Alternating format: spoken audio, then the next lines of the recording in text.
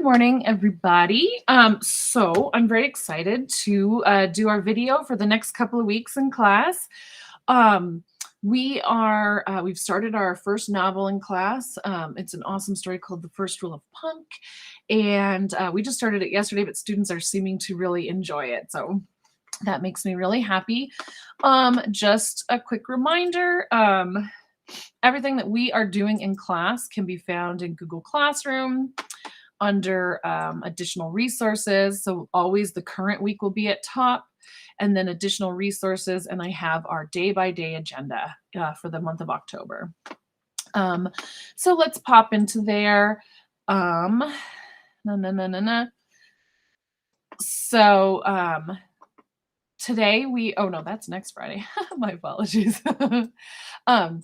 So on Monday, we will be reading, today we're finishing the first and second chapters of the book. So then Monday and Tuesday, we'll be reading the next two chapters, and pretty much all throughout, we're not going to be using the Chromebooks as much these couple of weeks, although students still need them because we do our reading comprehension activities at the beginning of class on the Chromebooks, and we might use them for other things. And of course, if students finish early, they can work on Membean or Quill. But for the most part, students are going to be reading the novel in class, not enough copies to go home. And I feel like I get better comprehension from students if we're reading it together anyway, so that's fine with me. And then students are going to be doing a lot of writing in their interactive notebooks, which are just their composition notebooks that they all have. They leave them in the classroom for the most part. They're good to go. That way they don't even have to worry about losing them, right? So that's what we'll be doing on Monday and Tuesday. And then Wednesday and the next Monday, we'll be reading the next two chapters, discussing, writing, doing activities. Thursday of next week, we'll be going to the library and doing Membean and Quill. There'll be our monthly Membean assessment. And then on Friday, we'll be doing our vocabulary and grammar small activities, and that's our week. Just a reminder that if your student happens to do something late, like an assignment late, or they couldn't finish it, or just life happened and they didn't get it done, remember that I do allow 10 extra days with no penalty. Students can turn their work in for 10 extra days. The only thing is they've got to fill out this late work form, which they know how to do. If they don't, they can ask me, but it's here under additional resources. And the only reason for that is just because, especially if it's turned in electronically on Google Classroom, I do not get a notification that it was turned in. If it was in their interactive notebook, I won't know to go check their interactive notebook. So this form, them completing this form, just cues me to go and check that so that I can assess their work and they can get some credit. One last thing I just wanted to talk to parents about, and this is just since we're starting a new quarter. So just a reminder, and all this information is in Google Classroom under expectations and procedures, but just a reminder that I grade on a scale of 5 to 10, not 0 to 10. And the reason, so the ranking is a 10 is perfect. It's above grade level.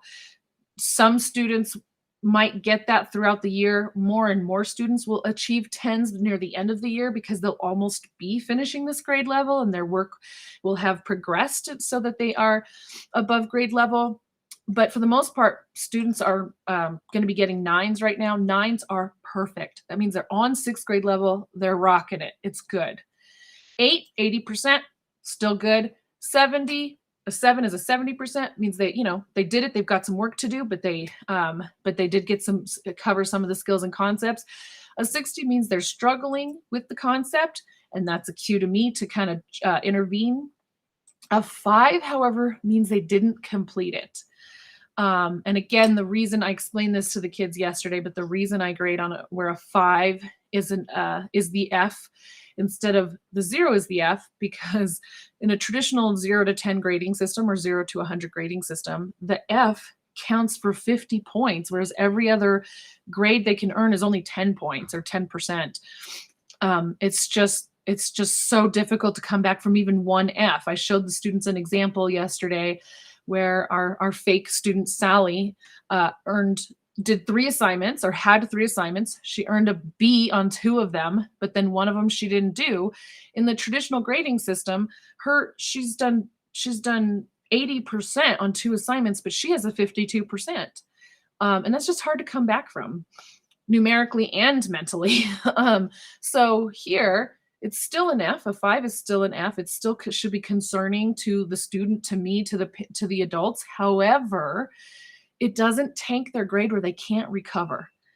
Because again, my goal is that a student wants to continue to try and can pass if they're trying and doing the work.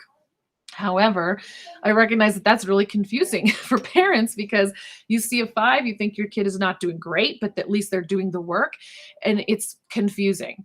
The other thing is it doesn't show up as missing, which is another big indicator. So what I'm going to do for this quarter is when a student earns a 5, meaning they didn't do the work, at the moment, I'm going to enter it as MA, which is our gradebook system for missing assignment. That's going to give them a 0 at the moment. It'll tank their grade, but at least it'll show up as missing for them, me, and for you, and they can still recover from that, or they can still turn in the work. They still have that 10 days. So I hope that helps clear things up this quarter. And yeah, as always, thank you so much. Please feel free to reach out if you have any questions, and have a great day. Bye.